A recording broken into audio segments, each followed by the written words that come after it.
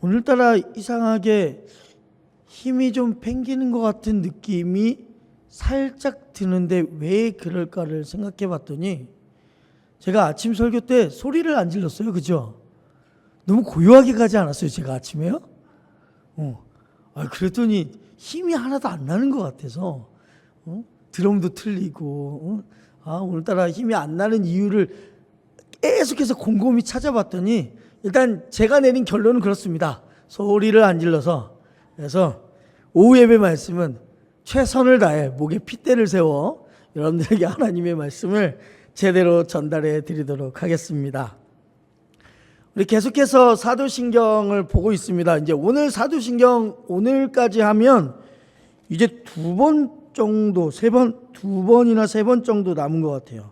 줄로 따졌을 때는 아마 여러분들 적혀 있는 사도신경 가운데 이제 맨 밑에 한 줄만 남게 돼요. 오늘 이제 그 윗줄까지 다 끝낼 거기 때문에 이제 앞으로 사도신경이 얼마 남지 않았다라는 거 여러분 기억해 두시고, 사도신경이 끝나게 되면 제가 뭘 할까요?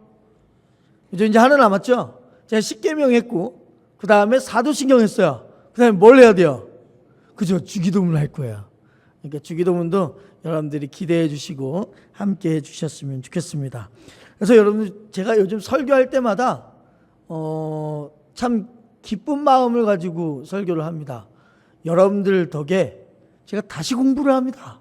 너무 감사해요. 네.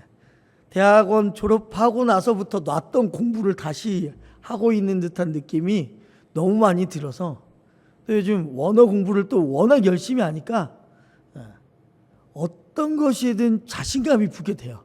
내가 이 원어까지도 하는데 더 힘든 걸 못하겠느냐라고 하면서 특별히 제가 이제 신학교 다니면서 히브리어를 배울 때 히브리어가 너무 힘들거든요. 그 지렁이 기어가는 글씨라서 또 점 하나에 따라 이렇게 한자로 말하면 이렇게 삐침이 있냐 없냐에 따라도 내용이 완전히 달라지는 게 히브리어거든요. 그래서 늘 히브리어를, 이런 말씀 써서 죄송하지만 시브리어라고 맨날 그렇게 이렇게 입에 욕처럼 달고 살았던 언어인데 요즘 그 언어를 다시 공부하고 있단 말이에요. 그래서 여러분들한테 어떻게 해서든지 최선의 말씀을 전해드리고자 덕분에 저도 공부하고 있으니 너무나도 감사드립니다. 자, 우리 한번 오늘 말씀을 좀 함께 해볼 텐데요. 오늘은 거룩한 공예와 성도의 교제에 관한 이야기를 우리가 함께 해보도록 하겠습니다. 그리스도인이라고 말하면서 교회를 안 나가는 성도를 이르는 말이 있습니다. 안 나가를 거꾸로 말해서 가나안 성도라고 이야기를 합니다. 이 2023년도에 한국 기독교 목회자 협의회의 조사에 의하면 우리나라 개신교 성도 수가 이때 당시에, 그러니까 코로나 직후에요, 2023년도에 771만 명으로 통계가 됐습니다. 이게 계속해서 줄어들고 있어요. 계속해서 줄어들고 있는 가운데 교회를 안 다니면서 그리스도인이라고 말하는 가나안 성도가 226만 명이나 됩니다. 즉 3분의 1 정도가 교회를 나가지 않으면서 나는 그리스도인이다 라고 말을 한다라는 거죠. 왜 그럴까? 왜 교회를 안 나가면서 나는 그리스도인이라고 말을 할까? 여기에는 여러 가지 요인이 있겠지만, 먼저는 아마도 그 코로나라는 것 자체가 우리 예배의 인식을 확 바뀌어놨습니다. 처음에는 교회 안에서 예배를 드리지 않으면 이건 예배도 아니다 라고 생각했던 우리가 코로나로 인하여서 20명 이상 종교단체에 모여서 예배드리지 못하자 모든 교회들이 대부분 영상으로 예배를 대체했단 말이에요. 그러다 보니 교회를 안 가도 영상으로 예배 드려도 예배가 되네? 라는 것들을 깨달아졌습니다. 그러다 보니 너무나도 자연스럽게 예배 굳이 내가 예수님 믿고 있고 나한테 신앙도 있고 하는데 굳이 제도권 교회까지 출석을 해서 예배를 드려야 될까라는 생각들이 많아졌죠. 그러다 보니 나도 모르게 교회를 안 나가는 게 너무 당연시해져 버렸어요. 특별히 젊은이들은 교회를 출석을 하지 않아도 인터넷 교회가 생겼어요. 그러니까 교회 건물 자체가 없어요. 예배 모임이 따로 없어요. 그런데 예배 영상 시간이 있어요. 그 시간에 함께 줌을 통해서라든지 아니면은 뭐 유튜브를 통해서라든지 함께 예배에 참여하는 가상의 교회가 생겨버렸단 말이죠. 근데 그러한 교회들에도 계좌이체를 통하여서 헌금도 하고 있는 교회들도 꽤 있습니다. 물론 우리 기장교단 안에는 뭐 정식으로 세워진 인터넷 교회가 있는 건 아니지만 정식은 아니지만 몇몇 목회자들이 그렇게 인터넷 교회를 운영하고 계신 분들도 계시다는 사실입니다. 오늘은 사도신경 9번째 내용 거룩한 공교회와 성도의 교제에 대해서 우리가 살펴보게 될 텐데 바로 교회에 대한 이야기를 우리가 한번 해보고자 합니다. 이게 제가 어떤 순서를 맞추려고 그런 건 아닌데 우연치 않게 우리가 대예배 때 교회에 대해서 지금 이야기하고 있지 않습니까? 근데 오늘도 이 교회 오후 예배도 교회에 대한 이야기를 한번 해보려고 합니다. 왜냐하면 우리의 신앙생활에 있어서 교회라는 것이 얼마나 중요한지를 여러분들이 아셔야 돼요. 아셔야 돼요. 물론 인터넷 교회는 교회냐 교회가 아니냐 뭐 이런 걸 따지기 위해서 이 자리에 선 건 아닙니다. 단순히 교회가 뭘 의미하는지를 제대로 알면 우리가 예배를 어떻게 드려야 되는지도 알게 돼요. 그래서 우리 하나씩 살펴볼 텐데 첫 번째 교회란 무엇인가부터 살펴봐야 되겠죠. 보통 교회 하면 여러분들 떠오르는 이미지가 있죠. 어떤 이미지요? 건물. 우리 광림교회 아는 것처럼 건물의 이미지가 떠오릅니다. 그러나 정확히 말하면 교회는 건물이 아니죠. 교회 건물은 뭐라고 해요? 교회당이라고 얘기를 하잖아요. 그죠? 그렇게 얘기한단 말이야. 그래서 우리가 원어를 좀 살펴보면 구약에는 교회를 뜻하는 단어가 두 개가 나옵니다. 하나는 카할이라는 히브리어인데 이 카할은 부르다라는 단어에서 파생된 단어입니다. 그래서 부름받아 모인 공동체라는 의미가 바로 카할. 그래서 구약에서 교회라는 의미로 사용이 되어지고 또 하나 에다라는 단어가 나오는데 이 에다는 하나님께로부터 지정된 장소에서 모이는 모임이라는 뜻을 가지고 있습니다. 즉 카할이나 에다나 둘 다 공통점이 있다면 하나님 백성들의 모임이라는 거예요. 그리고 나서 우리가 오늘 아침에도 들었던 신약에서 교회를 뜻하는 단어가 에클레시아가 있어요. 이 에클레시아는 부름받아 모인 무리, 조금 더 정확하게 말하면 하나님의 부름을 받아 모인 무리라고 우리는 정의할 수가 있습니다. 즉 이러한 단어를 통해서 우리가 알 수 있는 것은 교회에 건물이 있다고 해서 교회가 아니라 예수 믿는 사람들의 모임 자체가 교회라고 말할 수 있고 그런 의미에서 여러분 한 사람 한 사람들이 바로 교회가 되어지는 거예요. 마태복음 16장 18절 한번 읽어볼까요? 또 내가 내게 이르노니 너는 베드로라.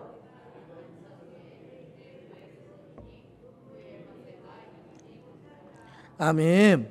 자, 이 유명한 말씀이죠. 베드로가 예수님을 향해서 정말 대단한 말씀을 했습니다. 주는 그리스도시요 살아계신 하나님의 아들이십니다 라는 정말 대단한 100점짜리 신앙 고백을 하자 예수님이 너무나도 기뻐서 베드로에게 이렇게 말하죠. 내가 반석 위에 너의 이름 위에. 근데 정확히 베드로 이름 위에라는 뜻이 아니에요.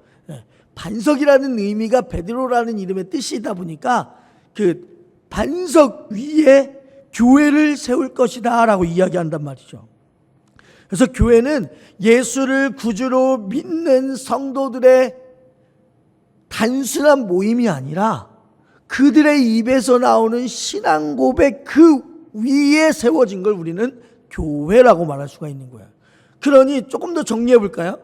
여러분 한 사람 한 사람이 지금 교회라고 말씀드렸고 하나님의 이름으로 모인 무리가 교회라고 말씀드렸어요. 근데 그러한 교회는 완전한 교회로 볼 수가 없습니다. 왜요? 어떠한 고백이 있어야 되는 거예요. 그 고백이 뭔데요?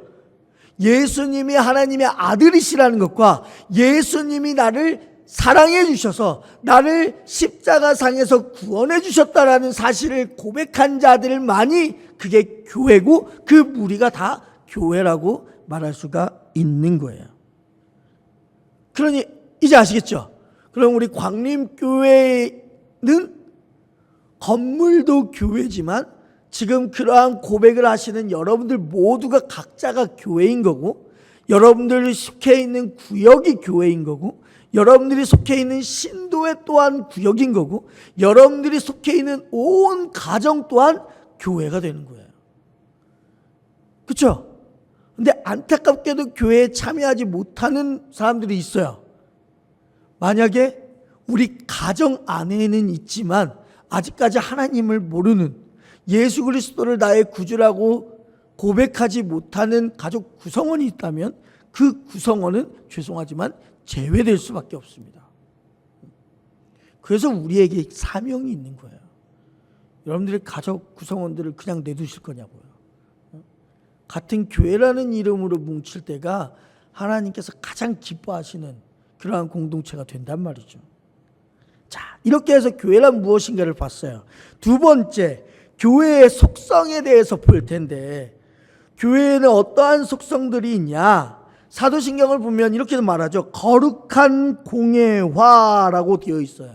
이 거룩한 공회에 해당하는 표현은 두 가지 속성을 이야기합니다. 첫 번째는 거룩성에 대한 이야기를 하는데 거룩하면 뭐 워낙 우리는 잘 알고 있는 단어지 않겠습니까? 어렸을 때 교회에서 거룩이라는 개념을 정말 많이 강조했습니다. 그래서 예를 들어서 강대상은요 아무나 올라가는 곳이 아니라고 배워왔단 말이에요. 그래서 한 번은 제가 이제 모교회 강대상을 올라갔다가 엄마한테 엄청 혼난 적이 있습니다. 왜 네가 강대상을 올라가냐고 이렇게 엄청 혼난 적이 있었거든요. 또한 저뿐만이 아니라 목사님을 두고 정말 일반인처럼 이렇게 하면 그것도 거룩하지 않다라고 했단 말이에요. 그래서 저는 어렸을 때 정말 어렸을 때 어떤 생각까지도 했냐면 화장실 가는데 목사님이 볼일 보고 있잖아요. 그럼 나왔어요. 왜냐면 그 옆에서 어떻게 거룩하신 분이 옆에서 같이 소변을 볼 수 있냐 이거야. 그런 것 때문에 이제 나왔던 기억도 있단 말이에요. 또 한 번은 제가 어릴 때 저희 아버지한테 크게 한번 교회 안에서 혼난 적이 있어요. 언제 혼났냐면 제가 이제 유치부 때, 그러니까 하루 나이 때쯤 됐을 것 같아요. 하루 나이 때 이제 유치부 생활하다가 유치부 예배가 가끔씩 드리기 싫을 때 있잖아요. 저만 그런 거 아니죠. 지금 하루도 그러거든요. 유치부 예배 드리기 싫어서 가끔씩 제 방에 놀러 오고 이렇게 하는 친구인데 제가 그랬으니까 뭐 제가 제 아들한테 뭐라고 하겠어요. 그죠?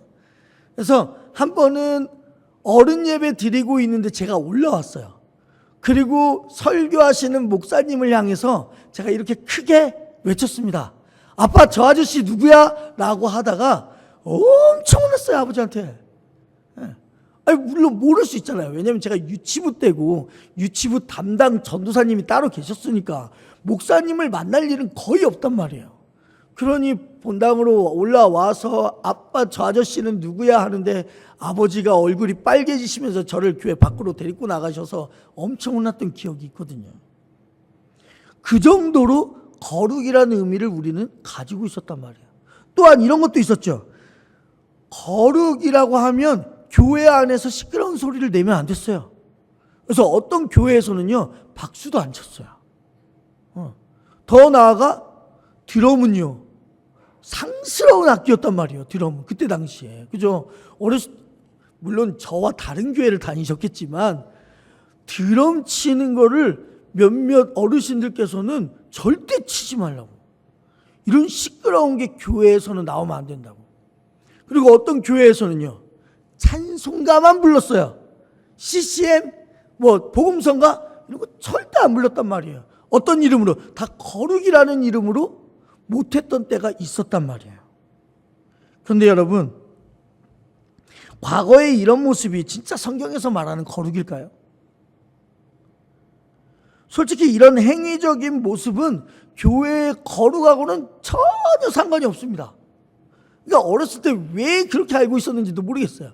왜 그렇게 행동해야 됐는지도 아직까지도 이해가 안 가요. 근데 우리는 늘 해왔었단 말이죠. 거룩이라는 것은 우리가 잘 알다시피 분리되다라는 의미를 가지고 있어요. 뭐랑 분리되냐면 죄와 죄가 없는 것으로 분리가 되는 거예요. 그래서 거룩은 순결하다의 의미도 그 안에 가지고 있는 거예요. 성경에서 거룩하신 분은 하나님 한 분밖에 없어요. 또한 거룩은 죄악된 세상에서 분리됨을 의미해요. 그래서 교회가 거룩하다라는 의미는 교회가 예수 그리스도로 말미암아 구원받은 백성들로서 구성되어 있기 때문에 더러운 세상과 구별되어 있다 하는 것에서 거룩이지, 전혀 다른 의미에서 거룩을 이야기하지 않는단 말이에요. 즉 우리 하나님이 우리 광림교회에 가장 바라시는, 꿈꾸는 교회의 모습은 어쩌면 그 거룩을 회복하는 모습이 아닐까 생각합니다. 거룩은요, 여러분, 그 보여지는 것에서 나타나지 않아요. 거룩은 어디에서 나타나냐? 성도들의 모습 속에서 나올 수밖에 없어요. 아니 교회 건물이 정말 최신식이고 새 거고 외관이 좋고 부속실이 많고 이렇다고 해서, 아니면 예배 순서가 너무나도 은혜롭다고 해서 거룩하냐? 그렇지 않아요. 교회의 거룩은 여러분 한 사람 한 사람의 모습을 통해서 나타난다고요. 우리가 얼마나 말씀 중심으로 살아가는가, 우리가 얼마나 성령으로 충만한 삶을 사는가, 우리가 얼마나 주님을 닮아가려고 노력하는가, 얼마나 성화된 삶을 살아가려고 나아가는가, 이걸 통해서 우리가 거룩으로 되어진단 말이에요. 그래서 이 거룩함이라는 게 중요하고, 두 번째로는 보편성입니다. 보편성. 사도신경을 보면 오해의 소지가 좀 있습니다. 특히 사도신경을 영어로 볼 때 오해의 소지가 있거든요. 우리가 다루고 있는 부분 영어 문장이 어떻게 되냐면, 보여주시겠어요? 네. 우리가 지금 다루고 있는 거룩한 공예와 성도의 교제라는 단어가 이 문장이에요. 더 홀리 캐톨릭 철치라고 써 있잖아요. 근데 이 앞에서 홀리 부분은 거룩이라는 거니까 우리가 방금 전에 살펴봤어요. 근데 문제는 뭐냐? 캐톨릭 철치예요. 그러니까 흔히 말하면 카톨릭 교회, 카톨릭 교회라는 뜻이에요. 그러다 보니까 많은 사람들이 어떤 의문을 가지고 있냐면, 아니 우리가 무슨 카톨릭을 믿습니까? 무슨 성당을 여기에다가 이렇게 써놓고 사도신경을 외우라고 하고. 근데 우리가 잘못 생각하는 게 뭐냐? 이 카톨릭이라고 말할 때 이 캐톨릭에 해당하는 단어의 뜻이 뭐냐면 일반적인, 보편적인이라는 뜻을 가지고 있어요. 그러니까 그냥 우리가 말하는 흔히 성당의 개념이 아니에요. 천주교의 개념이 아니란 말이에요. 가톨릭이라는 것은 말 그대로 일반적인, 보편적인, 똑같은 동의어에 해당하는 영어로는 아무튼 딴 게 있어요. 갑자기 생각이 안 나네. 그걸 대본에 써놨어야 되는데. 아무튼 동일한 다른 언어가 있어요. 그러니까 이게 일반적인이라는 뜻을 가지고 있다는 것만 여러분들이 아시면 되는 거예요. 근데 이 보편적이라는 것의 의미가 뭐예요? 특별하지 않다라는 거거든요. 특별하지 않아요. 교회는요, 인류 역사와 함께 시작했습니다. 교회는 언제 어디서든지 있었습니다. 광야에도 교회가 있었고, 악한 왕이 다스렸던 때도 교회가 있었고, 바벨론 포로로 이스라엘 백성들이 끌려갔을 때도 교회가 있었고, 신약 시대에도 있었고요, 중세의 암흑기에도 있었고, 일제 강점기에도 교회가 있었단 말이에요. 즉 교회는 영원히 있었어요. 우리와 함께요. 일반적인 거예요. 그래서 이 교회의 보편성으로 인해 우리가 지켜야 될 것 중에 하나가 뭐가 있냐면 차별이 없어야 돼요. 무슨 뜻이냐? 교회 안에 인종이나 성별이나 지위나 교육 정도나 뭐 이런 것에 차별이 있으면 그건 우리는 교회라고 말할 수가 없는 거예요. 왜요? 보편적이니까 어떠한 직업이든 뭐 돈이 많은 사람이든 적은 사람이든 뭐 가족이 많든 적든 가방끈이 길든 짧든 이런 거 아무 상관 안 하는 거예요. 과거 미국에 신분제도가 있었을 때를 보면요, 미국에는 흑인 교회가 따로 있었고 백인 교회가 따로 있었습니다. 근데 우리는 그것을 교회라고 말하지 않아요. 왜요? 보편적인 게 아니잖아요. 어떻게 교회를 다니는데 흑인 교회가 따로 있고 어떻게 백인 교회가 따로 있을 수 있겠어요? 그렇지 않단 말이에요. 교회는 차별 없이 누구나 올 수 있어야 되는 거예요. 누구나. 그래야 건강하고 좋은 교회예요. 그래서 우리 광림교회도 누구나 왔으면 좋겠어요. 누구나. 그래서 여러분들 누구든지 길거리에 지나다니는 분이 교회 찾는다. 그럼 바로 어디 알려주셔야 돼요? 그렇죠? 이런 게 훈련이 돼 있어야 되는데. 그러니까 누구나 오면 돼요. 누구나. 가난한 사람, 부자, 학벌이 있는 사람, 없는 사람, 뭐 경상도인이든 충청도인이든 강원도든 전라도든 정치적인 진보를 가지고 있든 보수를 가지고 있든지 간에 그것과 상관없이 함께 모인 교회가 바로 보편적인 교회, 진정한 교회라고 우리가 말할 수 있는 거예요. 그래서 여기까지가 바로 이 홀리에 해당하는, 홀리 캐롤릭 철치에 해당하는 내용이라는 거예요. 그럼 이제 세 번째로 우리가 뭘 볼 거냐? 성도의 교제에 대해서 볼 건데, 오늘 본 사도신경 문장의 앞부분은 우리는 공교회, 즉 교회에 대한 이야기를 다뤘단 말이에요. 근데 이어서 다루는 이야기가 뭐냐면 성도의 교제에 관한 거예요. 우리 잘 생각해 보셔야 돼요. 교회에서 우리가 하는 일들이 참 많아요. 예배드리고 봉사도 하고 양육도 하고 구역 모임도 하고 때로는 전도도 하고 선교도 하고 여러 가지 것들을 많이 한단 말이에요. 그런데 그 중에서도 사도신경에 뭐가 들어가 있냐? 성도의 교제를 강조한단 말이에요. 우리가 강조할 게 참 많다고 보는데 그 중에서도 왜 하필 사도신경에서 성도의 교제를 강조할까? 사도행전 2장 42절 함께 읽겠습니다. 그들이 사도의 가르침을 받아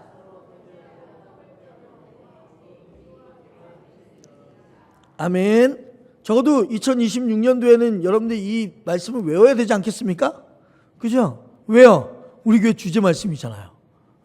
우리 교회 표 말씀이니까 이 말씀은 적어도 반드시 외우셔야 돼요.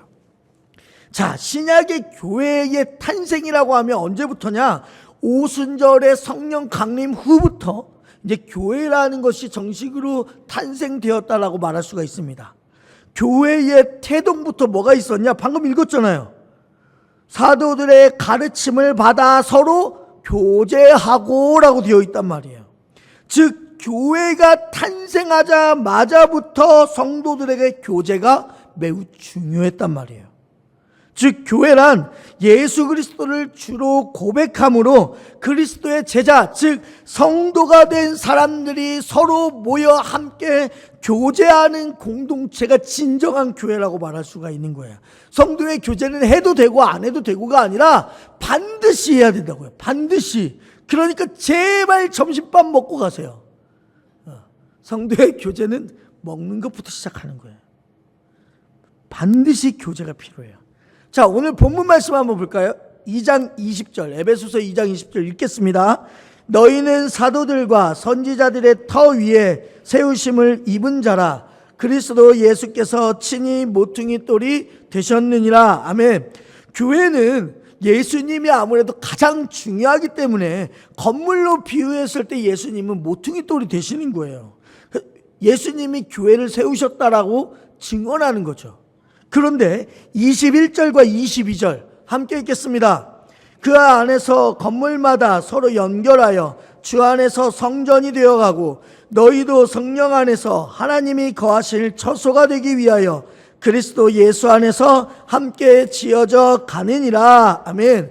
에베소서는 교회를 건물로 묘사를 하고 있는데, 교회가 교회되기 위해 중요한 것이 뭐냐? 함께 지어져 간다는 거예요. 함께. 이게 바로 성도의 교제예요. 우리 교회에는요, 신앙의 수준에 있어서 누군가는 높은 수준을 가진 사람이 있고 누군가는 낮은 수준을 가진 사람들이 있어요. 아니, 그럴 수밖에 없어요. 하나님을 믿는 게 똑같이 로봇처럼 다 똑같을 수가 없는 거예요. 누군가는 신앙이 높은 사람이 있고 누군가는 아직 신앙의 신자도 모르는 사람들도 있을 수밖에 없어요. 그런데 정말 건강한 교회, 그런데 정말 좋은 교회는 그게 함께 이루어져 가는 거예요. 내가 신앙의 수준이 좋으니까 당신 나만 따라와, 이게 아니라, 나는 신앙의 수준이 낮으니까 이 교회에서는 내가 아무런 도움이 되지 않겠네, 이 교회 안 나와야지, 이게 아니라 함께 공존하며 살아가는 게 바로 진정한 교회라고요. 그래서 건강한 교회, 좋은 교회, 부흥하는 교회의 공통점이 뭐냐? 교제가 활발해요. 성도들 간의 교제가 활발해요. 근데 여러분, 교제하기가 쉬워요? 어려워요? 어려워요. 목회데이터 연구소에서 펴낸 한국교회 진단 리포트라는 책이 있습니다. 근데 거기에서 교인들의 친교의 장애물 1위가 뭐라고 써 있냐? 개인의 성격 및 라이프 스타일의 차이라고 써 있습니다. 그러니까 이런 거예요. 교인들하고 친교를 나누는 데 있어서 아무래도 개개인의 성격이 다르니까, 그리고 또 생활 방식이 다르잖아요.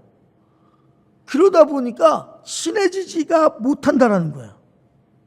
그럴 때 어떤 분은 이렇게 말하죠. 그 사람이 나쁜 것이 아니라 그냥 다를 뿐이야 라고, 살아온 배경도 다르고 가치관이 다른 사람이니까 그냥 우리 이렇게 함께 열심히 한번 해보자라고 하지만, 그러다 보니 교제를 아예 기피하는 사람들이 있는 거예요.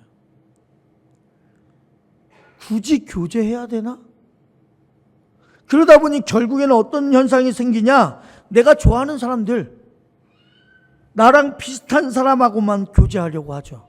그걸 우리는 끼리끼리라고 이야기를 합니다.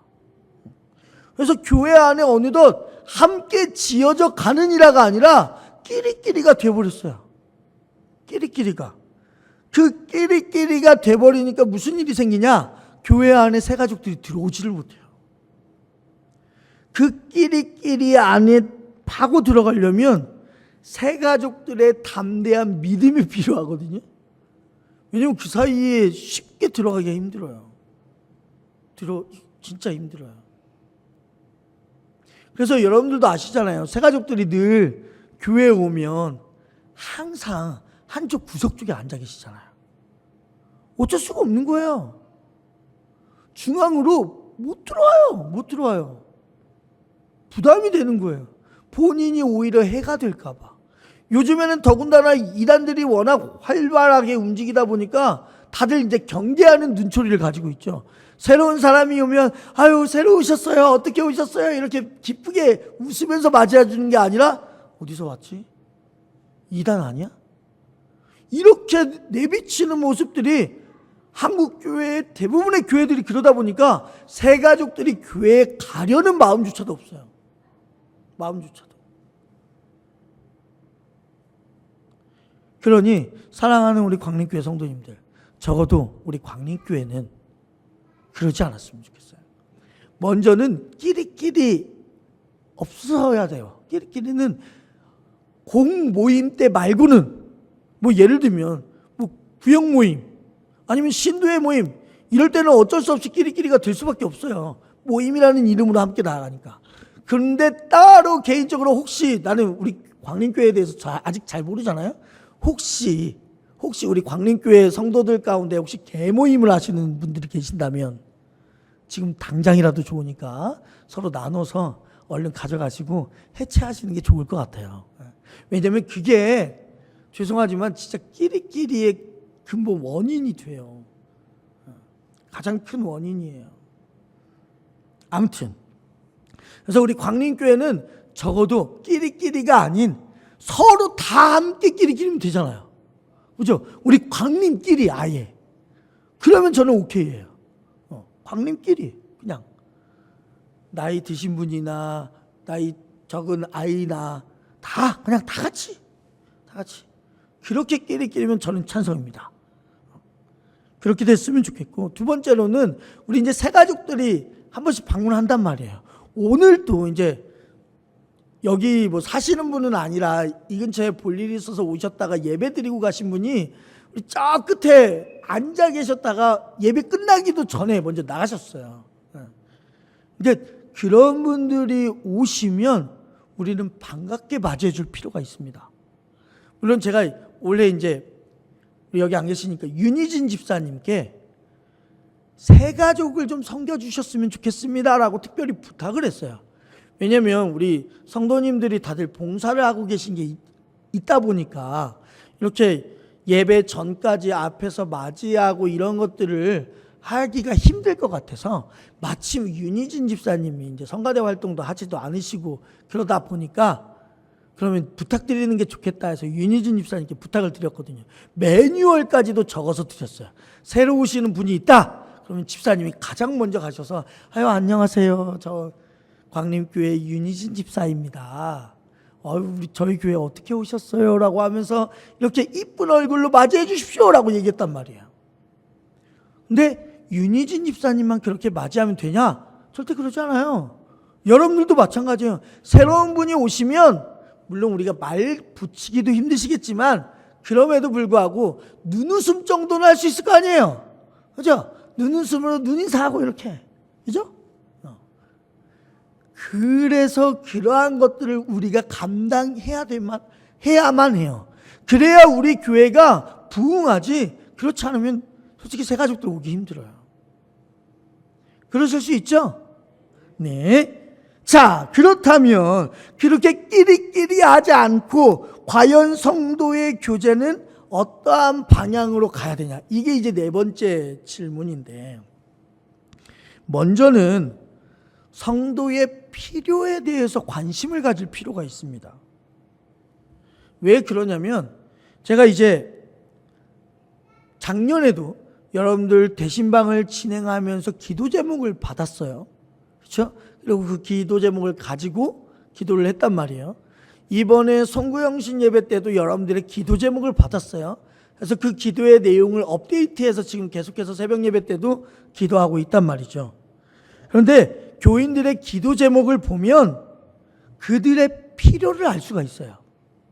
어떤 가정에서는 건강이 가장 큰 문제고, 어떤 가정에서는 자녀 양육이 가장 중요하고, 어떤 가정에서는 직장이나 물질이 중요하고, 이러한 것들이 모든 기도 제목 안에 들어가 있단 말이에요. 그래서 적어도 한 교회가 성도와 친밀한 교제를 원한다면 그들이 원하는 것을 우리가 함께 할 필요가 있는 거예요. 그래서 저는 이번에 여러분들 구역예배 드리시겠지만 구역예배 때 나가는 숙제 중에 하나가 뭐냐? 반드시 올해 기도 제목을 나누라는 거예요. 우리가 그들의 기도 제목을 알지도 못한 채 교제를 한다? 그럴 수는 없어요. 그들이 원하는 걸 알지 못하는데 어떻게 교제가 이루어지냐고요. 안 그래요? 아니, 남자친구와 여자친구가 함께 교제하는 데 있어서도 그들이 원하는 게 뭔지를 알아야만이 이거 내가 준비한 선물이야, 길에서 오다가 주웠어 하면서 줄 거 아니에요. 그런데 원하는 거를 모르면요. 원하는 걸 모르면 상대방도 답답하고 저도 답답한 거예요. 저도 괜히 눈치 없다는 소리 듣고. 제가 그랬어요. 아무튼 이렇게 원하는 게 무엇인지를 알아야 된다고요. 그래야 그를 위해서 도움을 주고 때로는 기도도 할 수도 있고, 때로는 그들이 원하는 게 내가 만약에 가지고 있는 게 있다 그럼 그걸 또 나눌 수도 있는 거거든요. 그러니 가장 먼저는 그들의 기도 제목을 알 필요가 있어요. 그래서 성도의 필요와 관련해서 로마서 12장 말씀이 저는 정답을 주고 있다고 생각하는데, 13절 함께 읽겠습니다. 성도들의 아멘. 자, 여기 로마서에서도 이야기하고 있단 말이에요. 성도들의 쓸 것, 즉 필요한 것이 있다면 공급해 줘야 될 필요가 있어요. 늘 섬기고 대접하는 문화가 우리 교회 안에 있어야 돼요. 손대접하기를 힘쓰라라는 거거든요. 이 손대접한다라는 의미를 원어로 보면 여러 가지 의미가 있는데 하나의 예로 뭐가 있냐면 식사 대접이 이 안에 포함되어 있어요. 그러니까 우리 구역끼리 구역 예배 때 모이잖아요, 여러분. 그러면 빈손에 하지 마세요.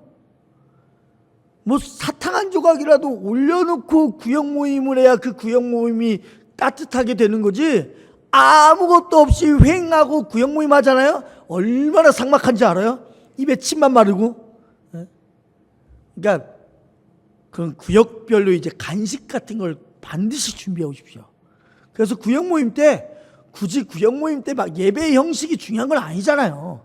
그러니까 간식 나눠 드시면서 인도자에 따라 같이 찬양도 좀 하고 함께 기도도 하고 말씀도 듣고 목마르시면 음료라도 한 잔씩 걸치고 그렇게 하시면 더욱더 풍성한 은혜가 그 교제하는 가운데 일어나게 된단 말이에요.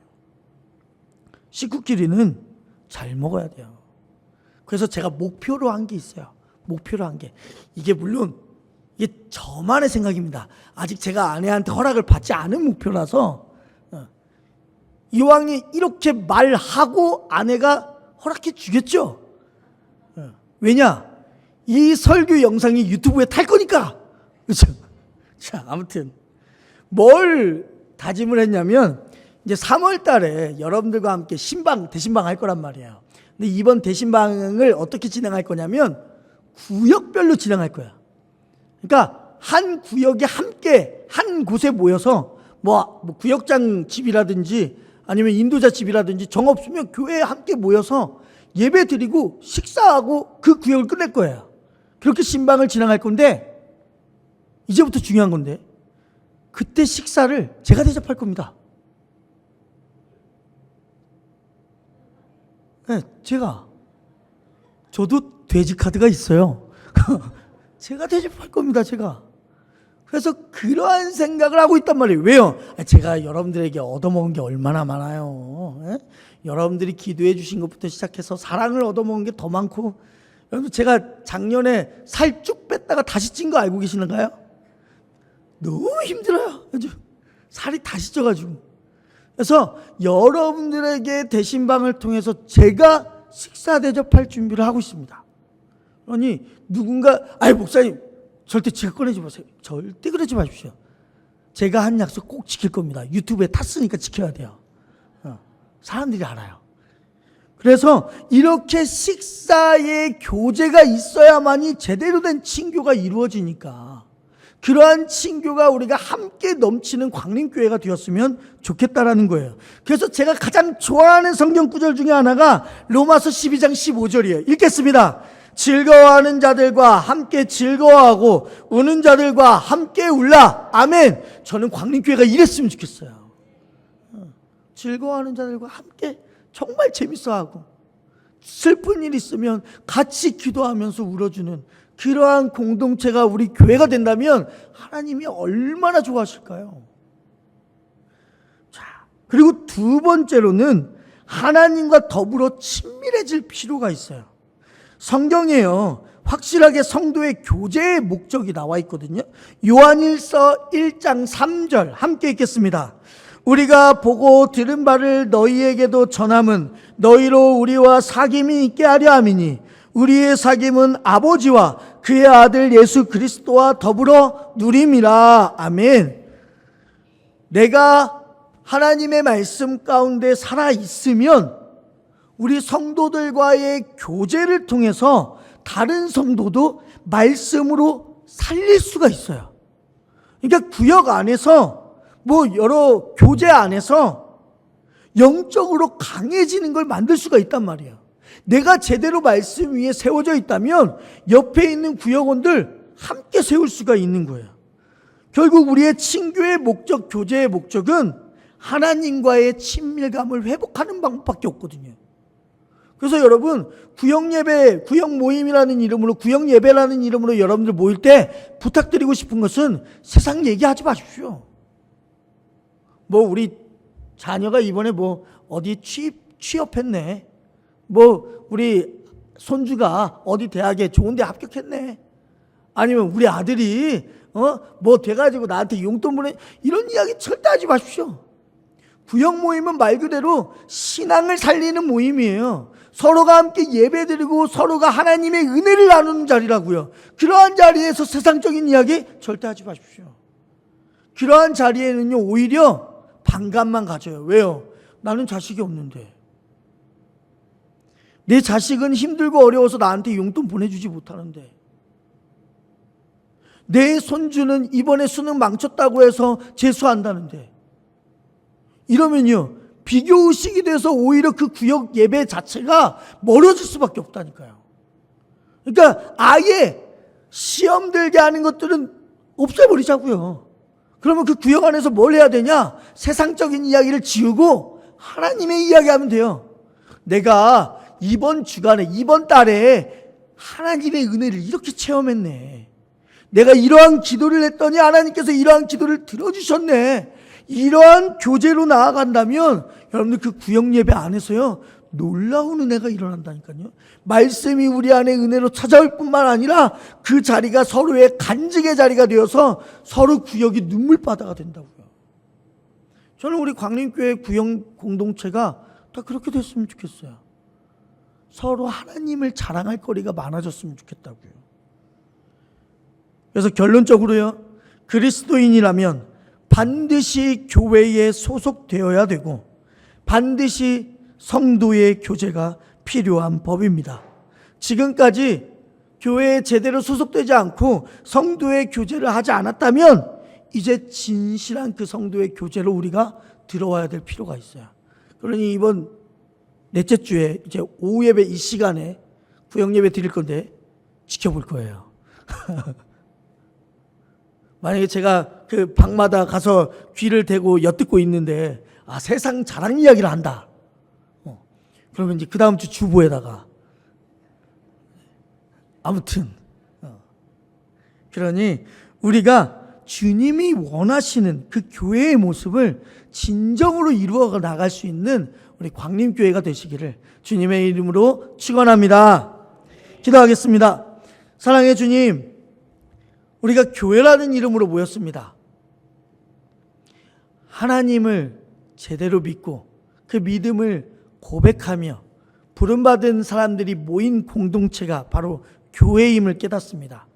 단순히 건물이 교회가 아니라 그 안에서 함께 하나가 되어지기를 원하며 나아가기를 원하는, 또한 성도의 교제를 통하여 예수 그리스도와의 모든 신앙의 회복을 이끌어 나가는 그러한 이들이 모인 곳이 바로 교회임을 믿습니다. 우리 광림교회가 하나님이 가장 원하시는, 하나님이 가장 꿈꾸는 교회의 모델이 되어질 수 있도록 주께서 늘 함께하여 주시옵소서. 예수님의 이름으로 기도드립니다. 아멘.